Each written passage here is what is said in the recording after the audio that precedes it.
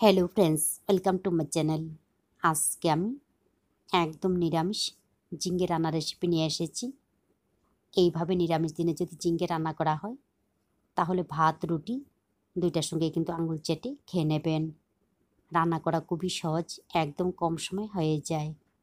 তাহলে চলুন দেখে নিই নিরামিষ ঝিঙের তরকারিটা আমি কিভাবে রান্না করব।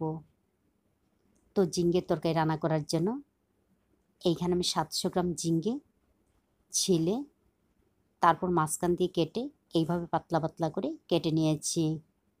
যত বেশি পাতলা পাতলা করে কেটে নেবেন ততই কিন্তু রান্নাটা ভালো লাগবে। এখন আমি এইগুলিকে রান্না করব। তার জন্য কড়াই গরম করে নিয়ে এর মধ্যে দিয়ে দেব সর্ষের তেল। তেল গরম হয়ে গেলে ফোড়নের মধ্যে দিয়ে দিচ্ছি শুকনো লঙ্কা, তেজপাতা, কালো জিরা, দিয়ে দেব 2 চিমটির মতো হিং। হিংটা কিন্তু অবশ্যই ব্যবহার করতে হবে।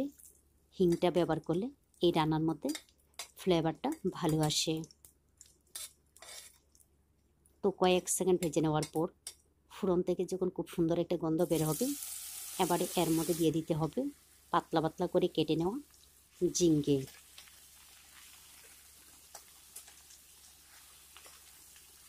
এইগুলিকে হালকা একটু নাড়াচাড়া করে মিশিয়ে নেওয়ার পর এবারে এই সময়ের মধ্যে দিয়ে দেব মাঝখান দিয়ে কেটে নেওয়া 4-5টা কাঁচা লঙ্কা।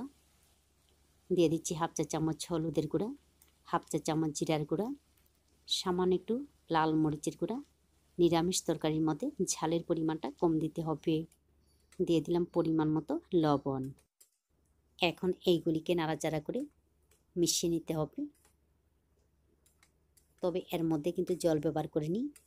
কিছুক্ষণ নাড়াচাড়া করে নেওয়ার পর দেখুন অনেকটাই কিন্তু জল বের হয়েছে। এতে কোনো অসুবিধা হবে না।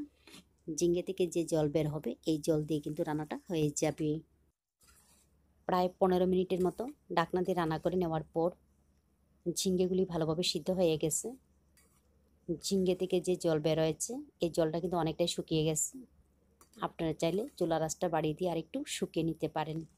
তারপর এর মধ্যে দিয়ে দেব হাফ চা চামচের মতো চিনি। চিনিটা কিন্তু অবশ্যই ব্যবহার করতে হবে, কারণ এই রান্নাটা হালকা একটু মিষ্টি মিষ্টি ভাব থাকবে। এরপর এর মধ্যে দিয়ে দিলাম কিছুটা ধনিয়া পাতা কুচি। এইগুলিকে হালকাভাবে মিশিয়ে নিলেই আমার রান্না সম্পূর্ণ রেডি। এখন আমি নামিয়ে নেব। এইভাবে নিরামিষ ঝিঙের তরকারি রান্না করে ভাত ও রুটি দুইটার সঙ্গে খেয়ে দেখবেন ভালো লাগে। ভালো লাগলে অবশ্যই লাইক, শেয়ার এবং সাবস্ক্রাইব করবেন। আপনারা ভালো থাকবেন, সুস্থ থাকবেন আর আমার নিত্য নতুন ভিডিও দেখবেন।